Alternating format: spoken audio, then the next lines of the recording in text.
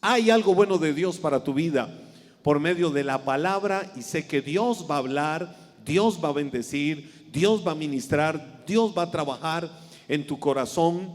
Y estoy compartiendo un tema que le he llamado beneficios de un hijo. Los que en el contexto natural somos papás, sabemos lo maravilloso que significa ser un padre y tener a nuestros hijos y todo lo que es el proceso de formación en la vida de nuestros hijos. Y quiero compartir esto en estos minutos que le he llamado beneficios de un hijo. Solo como fundamento, sin que vayamos a la Biblia, en el Evangelio de Juan, Jesús dijo, o la palabra enseña, Juan dejó establecido por medio del Espíritu Santo, cuando Jesús vino en el ejercicio de su vida ministerial terrenal, a lo suyo vino, y los suyos, hablando del pueblo de Israel, no lo recibieron. Pero a todos los que le recibieron, a los que creen en su nombre, les dio el poder, el privilegio, la potestad, la autoridad, la honra, la bienaventuranza, la dicha, como lo queramos decir, de ser llamados hijos de Dios. Y esa es la verdad más maravillosa que nosotros podemos tener en la vida. Yo tenía ahora acá arriba a Josué.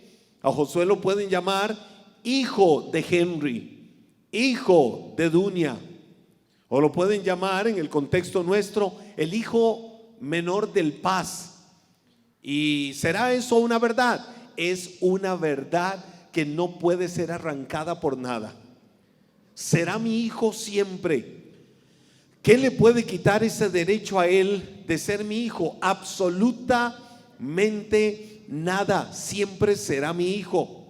Ahora, hay hijos que tienen una relación cercana de comunión con los papás. Hay otros hijos que no tienen relación o comunión con sus papás. Por una u otra circunstancia, por una u otra situación en la vida, habrán hijos que sencillamente no tienen esa relación con un padre, ya sea porque viven lejos, tristemente quizás un hijo está en la cárcel, pero habrán otros que están en el contexto de la casa y hay cercanía con papá y con mamá. Hay una relación, si no están habitando la casa, puede ser que se vean continuamente, permanentemente. Hay una relación cercana.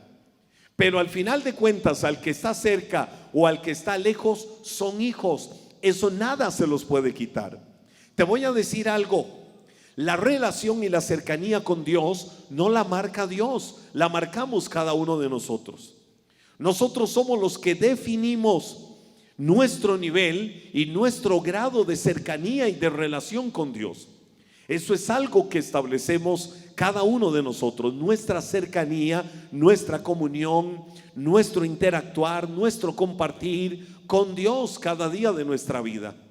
Hace unos días, hablando con algunas personas, yo les decía, miren, porque me hacían una pregunta de cuando se habla con Dios, y yo les decía, miren, hagan algo y entiendan esta verdad. No se enmarquen, no se estructuren en que hablar con Dios es que yo haga algún tipo de oración prefabricada o algún tipo de oración preestablecida y la repita una y otra y otra y otra vez, y al final en mi conciencia tengo la percepción o tengo la idea de que hablé con Dios. Les digo, no, eso no es hablar con Dios. Jesús hablaba de los fariseos, y cuando Jesús hablaba de los fariseos, Jesús decía, mírenlos donde están en las esquinas de las plazas, mírenlos donde andan por las calles, mírenlos donde están en algunos lugares haciendo vanas repeticiones, como si eso fuera escuchado por el Padre.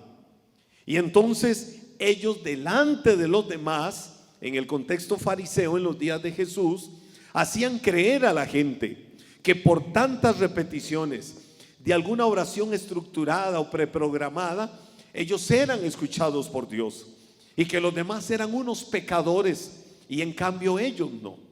Jesús les decía a la gente, ya ellos tienen su recompensa.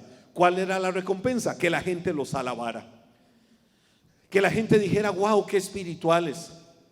Pero hace días atrás que hablaba con esta familia, yo les decía, aprendan lo más hermoso que nosotros podemos tener en la vida. Hablar con Dios es como lo que estamos haciendo nosotros ahorita. Es mantener un diálogo, es mantener una comunicación, es interactuar. Dios tiene 1000 formas de hablarnos a nosotros.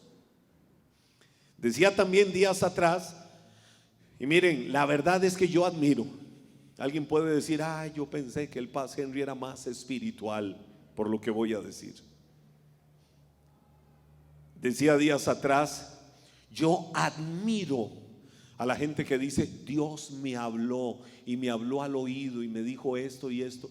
Y yo digo, wow, ¿cómo será que Dios les habla al oído? ¿Cómo será esa voz de Dios? Yo puedo testificar que Dios a mí me habla. Yo puedo decirles, iglesia, Dios me habló. Yo puedo decirles, Dios trajo a mi vida esto, o Dios me dijo esto. ¿Cómo me lo dijo? A través de la naturaleza, a través de una persona, a través de las verdades de su palabra, a través de un mensaje, de muchas formas, en un cántico, de rodillas, en mi espíritu. Dios empezó a trabajar, Dios empezó a hablar algo, Dios empezó a ministrar algo. Pero eso de escuchar una voz al oído audible, yo digo, wow, qué nivel de espiritualidad. Algún día yo desearía llegar ahí. Entonces tienes que saber que Dios habla de muchas maneras. Yo me voy al Salmo 19 y solo el Salmo 19 me dice, corre, ve a la naturaleza porque Dios te va a hablar. ¿Y cómo Dios me va a hablar? El Salmo 19 empieza diciendo, los cielos cuentan la gloria de Dios. El firmamento anuncia. Y ve que en las dos expresiones hay canales de comunicación. Los cielos, mire, me va a decir que no es maravilloso que usted en la mañana vuelva a ver a los cielos, o en la tarde vuelva a ver a los cielos, o en la noche vuelva a ver a los cielos, o a cualquier hora vuelva a ver a los cielos y diga, wow, ¿qué es esta belleza? ¿Qué es esta maravilla? ¿De qué están hablando los cielos? De la gloria de Dios. Dice la Biblia, el firmamento anuncia. Otra vez comunicación, otra vez un emisor. Yo seré el receptor de aquello. El firmamento anuncia, ¿qué cosa? La obra de sus manos. Un día le emite señales a otro día, es decir, usan una comunicación. Una noche a otra le declara sabiduría, una declaración de la sabiduría de Dios. Entonces Dios habla de muchas maneras. ¿A quién le habla Dios? A sus hijos. No te pierdas el privilegio y la bendición de que como hijo de Dios permitas cada día que Él te hable. Que Dios use cualquier canal que Dios quiere usar para bendecir y hablar a tu vida. Ahora, si hay algo que tienes que tener asegurado y garantizado permanentemente en tu vida, es que venir a la iglesia significa que Dios me va a hablar. Que mientras yo estoy adorando a Dios, mire qué lindo esto, mire qué maravilloso momento. Venimos a la iglesia, estamos en adoración a Dios, como ahora, tiempo rico, tiempo sabroso, tiempo extraordinario, adorando a Dios acá en la iglesia, exaltando a Dios acá en la iglesia. Pero ¿qué significa eso? Que previamente tuvo que haber toda una preparación de excelencia de cada uno de los que estaban acá. Yo normalmente entro a la sala de producción y ver a los muchachos. La sala de producción es el área un poquito más estresada de la iglesia. No de que están ahí estresados, sino más bien de que están demasiado concentrados, cada uno en los suyos, frente a su equipo, su computadora, lo que tengan que estar, para que todo vaya saliendo cronometrado de la forma más perfecta. Sonido, luces, todas las áreas, todo. ¿Para qué? Para que el ambiente esté óptimo, para que el ambiente esté preparado, para que el ambiente fluya de la mejor manera y podamos adorar a Dios con libertad. Dios habla a través de la adoración. Pero mire qué rico esto. Dios siempre, yo te aseguro, que te va a hablar a través de la palabra. Dios te va a hablar a través de lo que compartimos acá. No porque acá venga un superhombre dotado de revelaciones que ni Pablo las tuvo cuando fue al tercer cielo. No por eso, porque yo soy solo un vaso de barro puesto en las manos de Dios.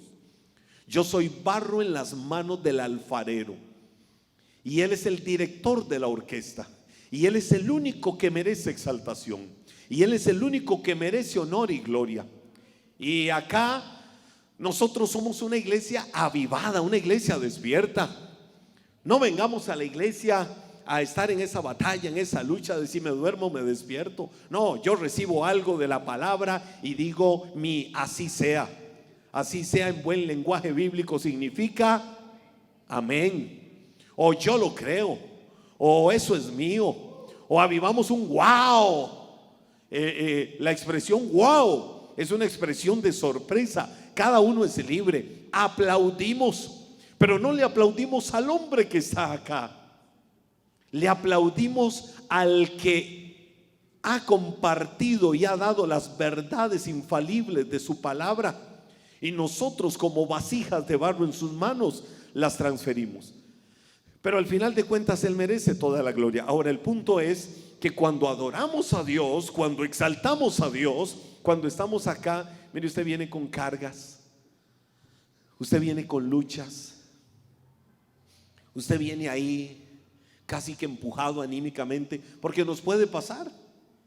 Llegaste a la iglesia cargando un problema, llegaste a la iglesia trayendo el bulto de la ansiedad por muchas situaciones financieras, problemas familiares, luchas internas, tentaciones, tantas cosas que pudieras traer a la iglesia. Al final de cuentas, todos estamos en esta humanidad y todos necesitamos cada día la operación de la gracia de Dios en nuestras vidas.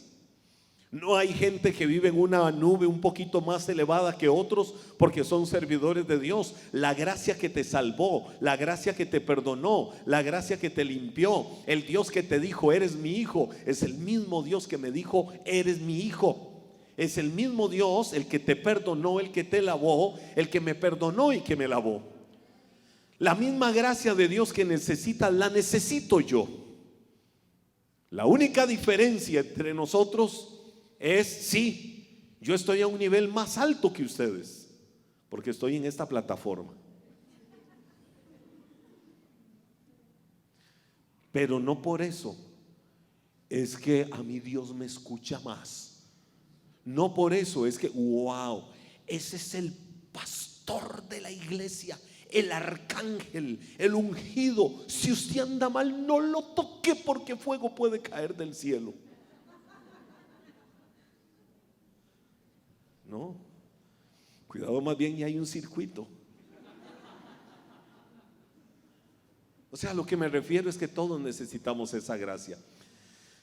Y venimos a la iglesia y nos arrodillamos, o venimos a la iglesia y doblamos todo nuestro ser delante de su presencia para dejar que Dios nos ministre, que Dios nos hable, que Dios trabaje en nuestros corazones.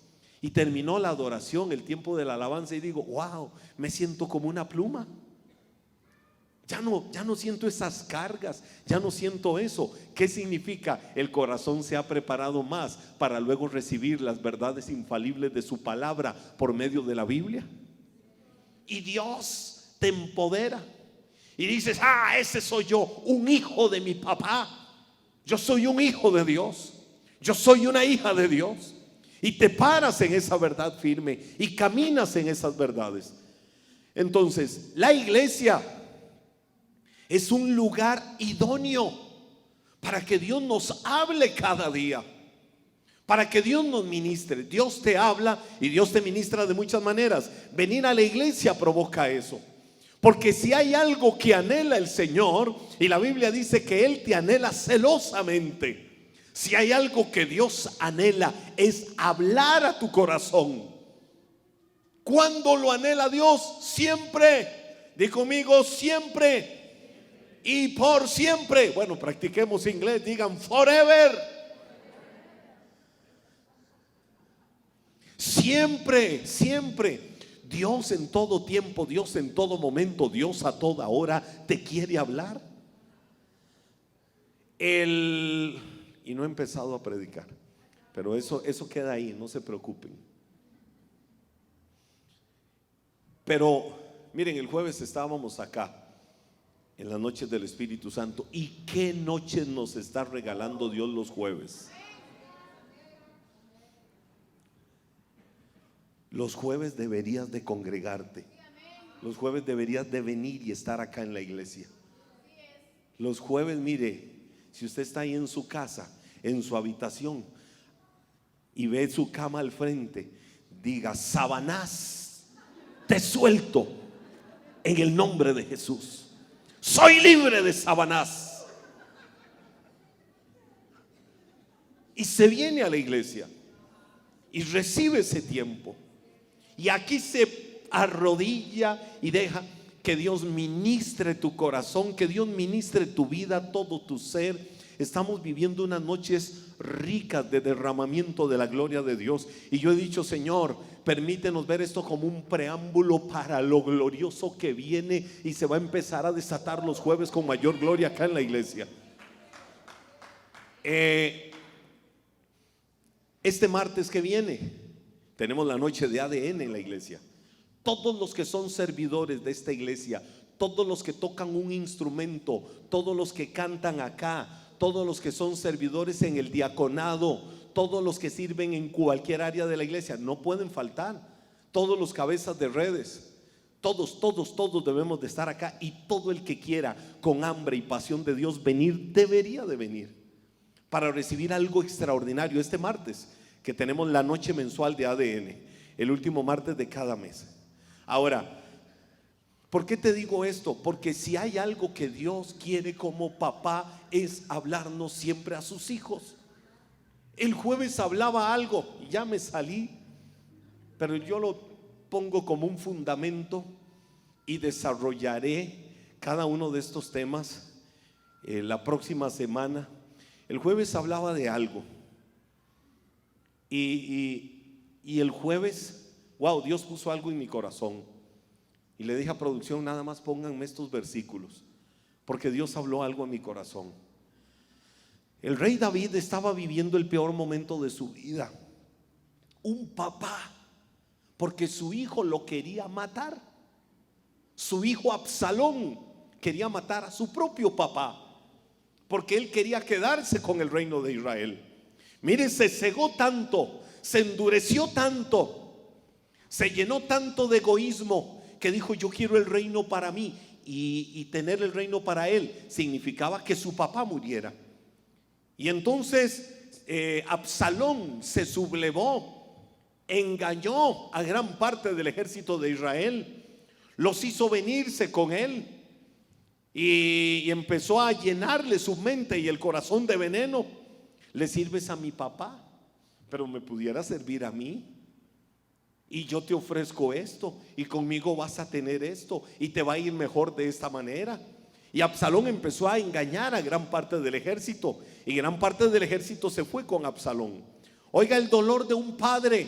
David supo eso, y David, como la máxima autoridad de Israel, pudo haber tomado las cosas como tenían que haberse tomado de acuerdo a la legalidad, y mandar a matar a todos aquellos, entre esos su propio hijo. Pero ¿sabe qué hizo David? David huyó al desierto de Judá, o al desierto de Judea, a las montañas rocosas de Judea. David estaba en su palacio. Quiero que digas conmigo esto: David estaba en su palacio. Y ya vas a ver por qué. David estaba en su palacio. David tenía el santuario de adoración ahí en el palacio. David tenía todo séquito de servidores y todo lo que él quería. Era el hombre más eminente de Israel. ¿Saben qué hizo David? huyó al desierto de Judea. ¿Y saben por qué David huyó? Por el dolor de papá. Oiga, yo me pongo a pensar en eso y a mí me duele el corazón de solo imaginarme esa verdad en David. David huyó, y David huyó porque él como papá no entendía cómo tenía que enfrentar a su propio hijo para matarlo. Él jamás se iba a permitir eso. No se lo iba a permitir jamás. ¿Cómo yo voy a hacer eso? Entonces la máxima autoridad prefirió huir. Y cuando David huyó y se fue a esos desiertos, a esas montañas rocosas, estando allá, yo les contaba que los desiertos, literalmente, sobre todo esos desiertos de Oriente, en la noche, ¿cómo son? Muy fríos. El amanecer es demasiado frío. El día es demasiado caluroso, mucho calor. Ahora, no tienen las facilidades que hoy en día algunas regiones como esa ofrecen. Hay un lugar en Israel que se llama Heiboken, que está en el Mar Muerto, más al sur del Mar Muerto. El Mar Muerto es el punto más bajo del planeta Tierra. Y ahí en el Mar Muerto, en Israel, en Heiboken, es una zona turística con hoteles de lujo que ofrecen todas las facilidades, lugares hermosísimos, paradisiacos. Hoy en día, en aquel tiempo, ¿qué tenía David? Meterse detrás de una piedra. Y David, en su soledad en el desierto de Judea, David dijo estas palabras. Te las voy a decir literalmente como lo expresa la Biblia. David dijo: Dios. Él sabía a quién le estaba hablando. Cuando tú dices Dios, quiero que digas conmigo Dios. ¿A quién te estás dirigiendo? A tu papá, a tu padre. David dijo: Dios, Dios mío eres tú. O sea, tú eres mi papá. ¿Alguno aquí puede decirle esa verdad a él ahora mismo? Decirle: Dios, tú eres mi papá. Y David le dijo: Dios, Dios mío eres tú. De madrugada te buscaré. Es decir, tengo las madrugadas más terribles, más frías, la peor pesadilla en este desierto, en la oscuridad. No sé qué animales salvajes puedan aparecer a querer hacerme daño. No sé cuántos enemigos se me quieran levantar aquí, pero tú eres mi Dios. Y aquí, en esta fría y peligrosa madrugada, en medio de estas montañas rocosas donde no había naturaleza de nada, aquí, en medio de la tierra seca y árida. ¿Alguna vez has pasado algún desierto emocional, algún desierto espiritual, algún desierto en cualquier área de tu vida? Esas son tierras secas, tierras áridas. No siento nada, no tengo ánimo, no tengo ganas de nada. Me siento mal. Quiero abandonar todo, quiero tirar todo a la basura. La humanidad a veces se empuja a esas cosas. Y David dijo ahí: Dios, tú eres mi Dios, tú eres mi papá. Aquí en tierra seca y árida, de madrugada te voy a buscar. Y David le dijo a Dios la razón por la que quería buscarlo. Escucha esto: David le dijo a Dios la razón por la que quería buscarlo: porque quiero ver tu poder y tu gloria. En el peor momento de su vida, cuando las emociones le decían que todo se termine, David se paró de su debilidad, de su falta de ánimo, de motivación, casi empujado, casi autoministrándose, para decir: Dios, tú eres mi Dios. Debería de abrir mis labios para maldecir, debería de abrir mis labios para señalar, debería de abrir mis labios para decir: ¿por qué yo? ¿Por qué tengo que vivir esto? ¿Por qué tengo que enfrentar esto? Pero David le dijo: aquí te estoy buscando en esta tierra seca, en esta tierra árida, porque aquí quiero ver tu poder, aquí quiero ver tu gloria. Y aquí viene: como cuando te miraba en el santuario. ¿Sabe de qué se acordó David? David dijo: wow, qué lindo cuando yo voy al santuario a adorar a Dios. aquí no lo tengo. Cómo anhelo, cómo extraño el santuario. Es decir, cómo anhelo la iglesia. ¿Cuántas personas hoy sábado, que estábamos en esta reunión del día con la Alianza Evangélica Costarricense, alguien dio una estadística que yo la conozco? Después de pandemia, el 40% de los creyentes se desaparecieron. ¿Sabe qué fue lo que más creció en pandemia? ¿Saben cuál fue el movimiento que más creció en pandemia? Y esto duele. El movimiento que más creció en pandemia fue el ateísmo. Cuando uno pudiera decir, en pandemia es cuando la gente más debió de haberse vuelto a Dios. En pandemia es cuando la gente más debió de buscar de Dios. Se cerraron iglesias por casi un año y el enemigo trabajó asidua, constante, permanente, inclaudicable, incansablemente por traer un espíritu de ateísmo a tanta gente. Y el movimiento que más creció en el mundo en pandemia fue el ateísmo. La gente que se alejó de Dios. Hoy veía una estadística, el presidente de El Salvador, Nayib Bukele, y voy a decir, es un hombre que admiro y sé que es un hombre temeroso de Dios, pero eso es mi criterio personal. Construyeron una cárcel para 40,000 personas, la cárcel más grande que se ha creado en todo el continente, de norte a sur. Están trasladando a todos los presos. Yo no sé si algunos los han visto. Hicieron un estudio, una estadística de cerca de 40,000 mareros. Es increíble ver a esos jóvenes, a esos muchachos. Hicieron una estadística, 28,600 de ellos alguna vez pasaron por una iglesia y se alejaron de Dios.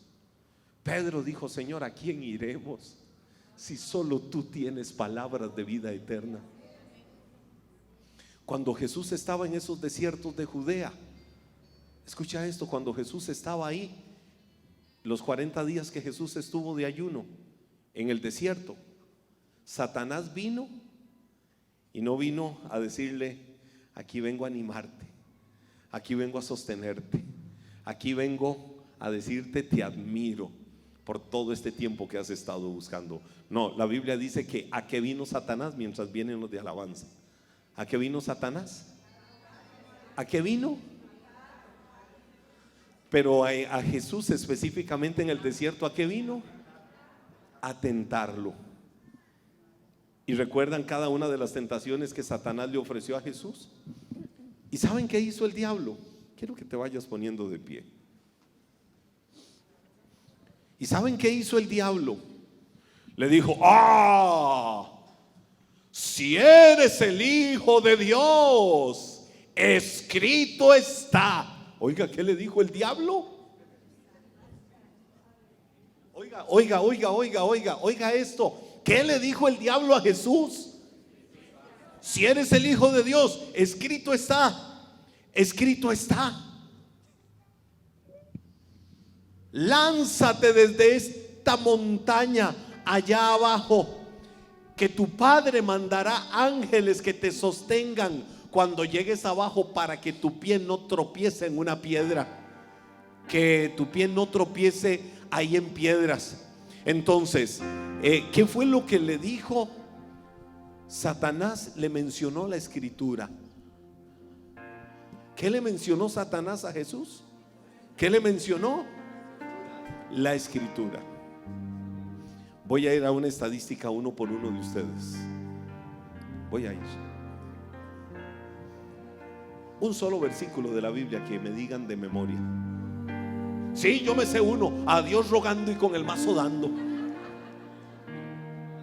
Bueno, me sé dos: ayúdate que yo te ayudaré. Eso está después de Apocalipsis capítulo, o de Génesis capítulo 1 mejor. antes de Génesis capítulo 1. No está en la Biblia. O sí, yo me sé un libro de la Biblia, el libro de Ezequías. ¿Y yo dónde está el libro de Ezequías? Satanás le dijo a Jesús: escrito está. ¿Qué te quiero decir con eso? Que Satanás se sabe la Biblia y Satanás la estudia. Pero ¿qué hace Satanás? Agarra la palabra para sacarla de contexto y cambiarle el espíritu y querer engañar a la gente a través de la misma palabra. No dice la Biblia en el libro de 2 de Corintios capítulo 11 verso 3: y no es maravilla, el mismo Satanás se disfraza como ángel de luz. Eso dice la Biblia. Satanás no te sale con los cachos, ahí con el rabito, con el tenedor, dicen algunos, el tridente, con la cara de monstruo que asusta. No, ese lo inventó Hollywood. Y la gente a veces dice: uy, tuve una visión y vi a Satanás y le vi el rabo y le vi el tenedor. Yo dije: demasiado Hollywood, ven demasiadas películas.